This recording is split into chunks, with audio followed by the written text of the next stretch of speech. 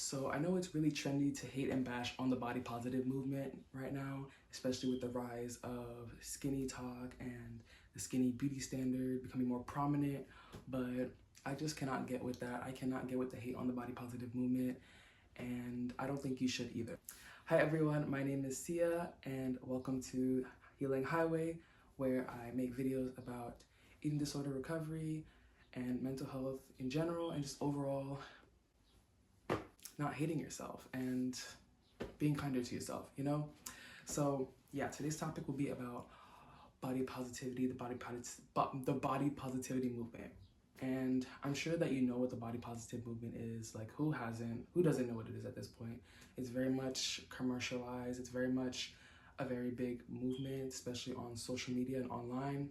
But for those who still are like, body positivity, what? Is that some kind of sauce? No, body positivity movement is a movement that focuses on loving and appreciating your body no matter your size, shape, or appearance, and to not let societal beauty standards or outside noise or other people tell you that your body is bad, and just overall existing and being happy in the body that you are.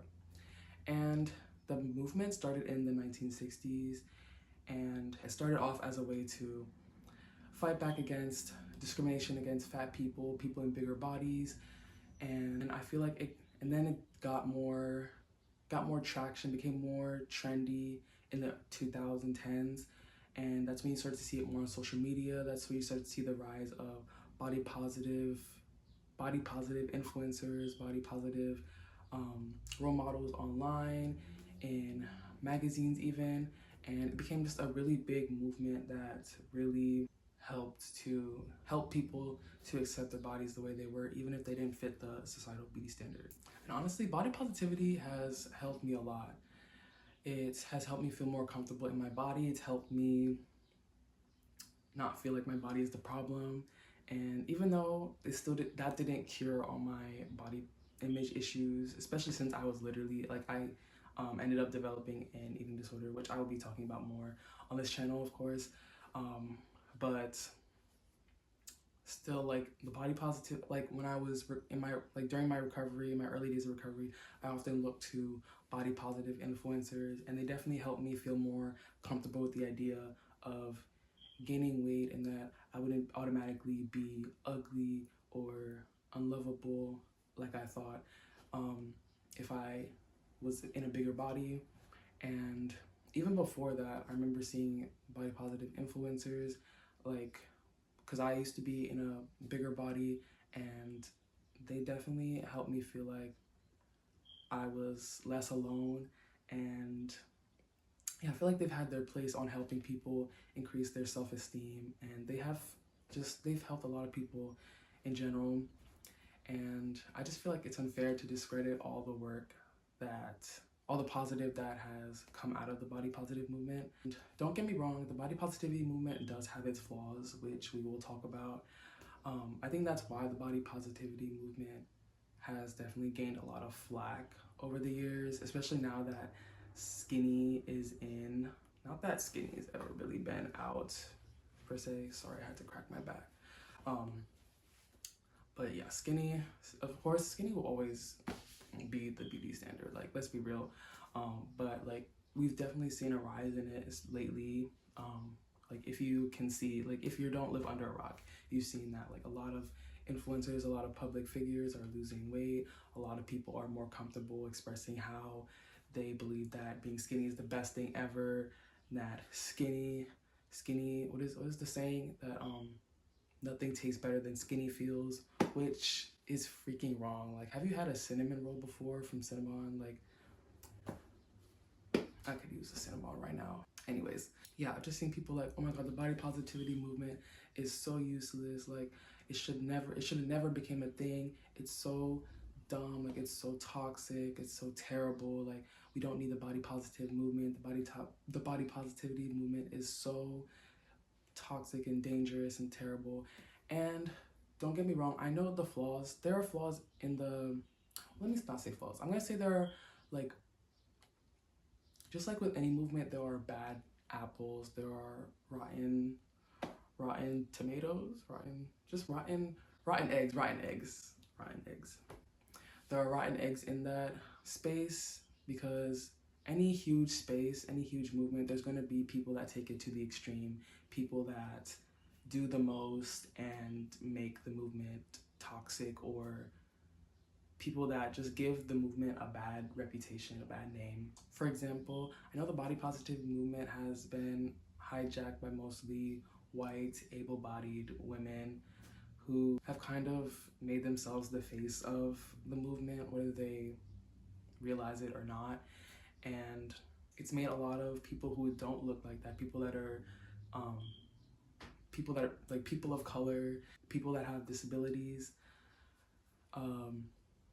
just other people that, when the body positivity movement was created, like the people that were supposed to be at the forefront of the movement, people that are most impacted by discrimination of that type, they were kind of set aside, or like their voices weren't heard. And of course, those white able-bodied women have a place in the movement too. Their stories, their struggles are just as valid.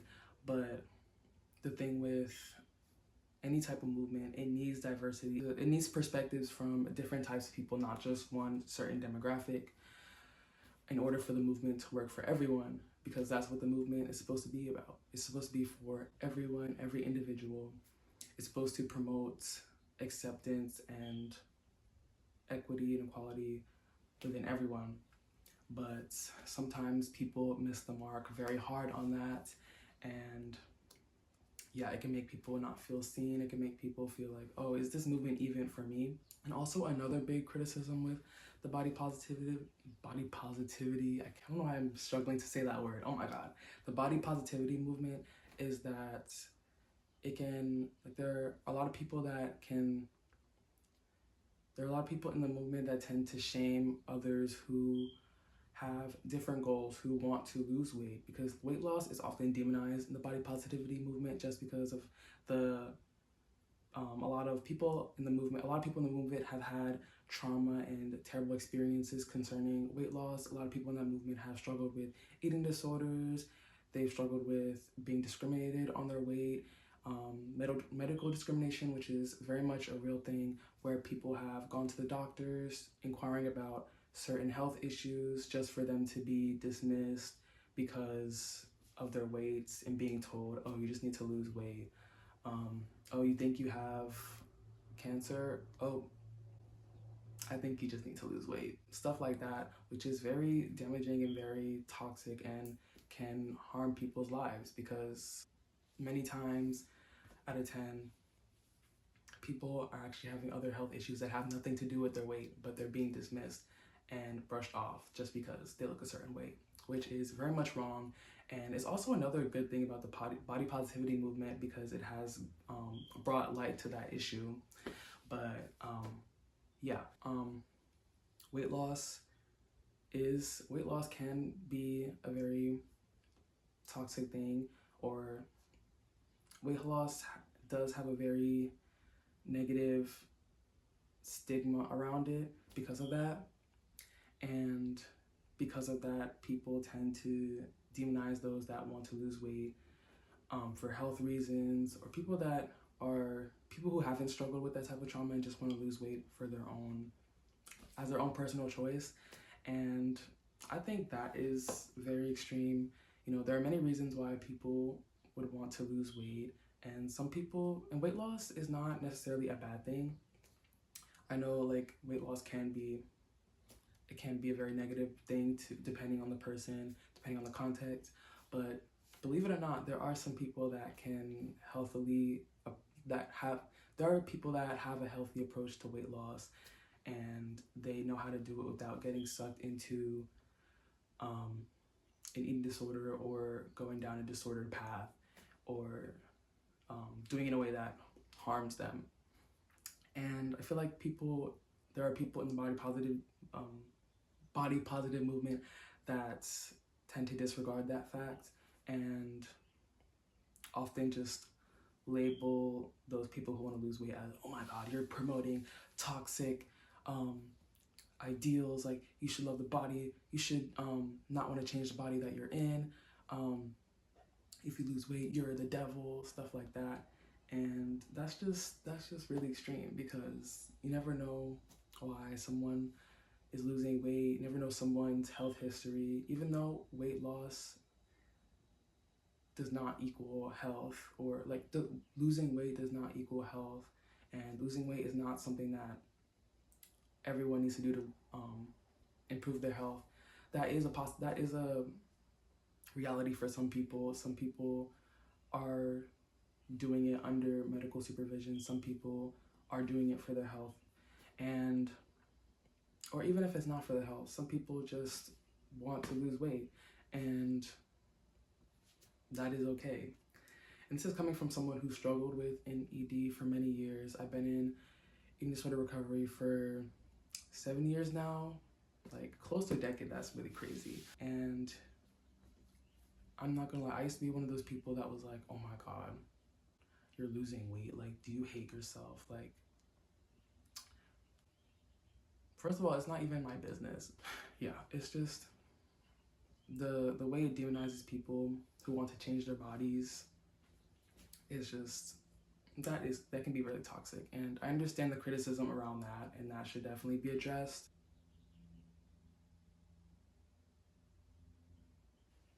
But you could say the same thing for other movements, like the feminist movement. But like I said before, I feel like this is just a common problem for any big movement. Like there's gonna be some bad apples in there. Like for example, um, the feminism movement has been a thing for the past few centuries, and women have come such a long way. Like people don't understand how much the feminism movement was needed, how much it impacted the lives of women, and how it has allowed us to be where we are today. And I'm talking from the perspective of someone who lives in the US, but feminism has been very impactful around the world. It has helped people gain, it has helped women gain the right to vote. It has helped women gain just basic human rights that literally everyone should have by default, but because of stupid patriarchy and sexism, that was not a thing for many years. But now we have rights that protect us as women, protect us from abuse, protect us from assault, and protect us from discrimination in the workplace or school or anywhere, in sports, and etc. And the feminism movement has just been such an impactful thing.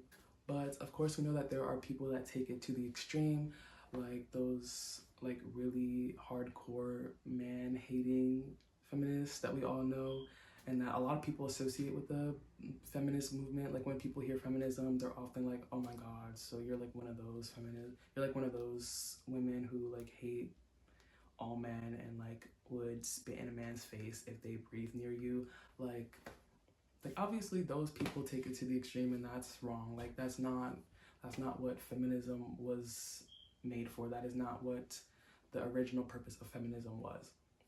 The original purpose of feminism was to fight for the basic rights and well-being of women, and to just keep women's best interests in mind, and not tossing them to the side and dismissing them just because they aren't a man. But you wouldn't say like, oh my god, feminism is so useless. Like feminism, we don't need feminism. Feminism should have never existed. Like, do you know how stupid that sounds? Like, and of course there are people that do think that, and that's what I'm saying, that like you shouldn't generalize a whole movement and say that it's bad or that it never should have came about, when so much good has come from it. Now that we're back to early 2000s skinny body trend, everyone is shedding pounds, everyone is promoting dangerous toxic eating habits, everyone is doing whatever it takes to lose as much weight as possible, to look as thin as possible, feel like body positivity is needed even more than ever. Just because it's not trendy anymore doesn't mean it's not necessary. And I hate that people are trying to villainize it just because it's not a trendy thing anymore, but it still has its place. Instead of trying to denounce body positivity in entirety, I feel like people just need to address its flaws, address the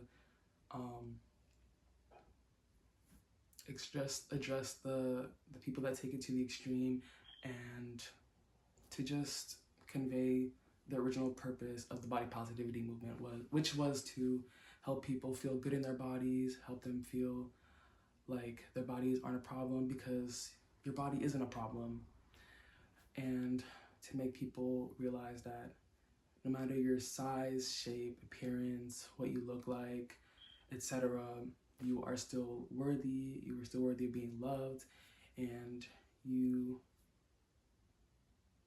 can still love the way you are, even if outside influences are telling you that you shouldn't. Also, another thing, I know people can also say that body positivity, it's hard to be body positive 24/7, and I think that's very true for most people. Like, I would be very surprised if someone was able to like love their body 24/7 constantly, like they're never having negative thoughts at all. And I'm not saying that's not possible, but for the majority of people, that can be very unrealistic. And I get that, but I still think that body positivity is good to keep in mind, that you can love your body, even if you don't love it all the time, but you are capable of loving it at least most of the time, or at least appreciating it for what it does for you. And yeah, just basically not hating it is what I'm trying to say. Yeah, basically the whole point of me making this video is to convey that body positivity isn't dead. It shouldn't be dead. It shouldn't be considered a thing of the past. It should just be seen as something that is evolving constantly with time, and it is something that people should keep in mind as our bodies change, as trends change. And yeah, if you made it this far, thank you so much for watching. I just wanted to rant a little bit. Yeah, I'm still getting into the hang of this whole filming thing, so I hope that you were able to get something from this video. So I want to know from you guys, has body positivity negatively or positively impacted you? What are your thoughts on it? How do you feel about the perception of body positivity in today's society? Yeah, if you like this video, I would appreciate it if you dropped a like, and also please consider subscribing if you want to see more content about body positivity, body image related stuff, mental health stuff in general. That is my forte on this channel. So yeah, thank you so much for watching, and I'll see you guys in the next one. Bye!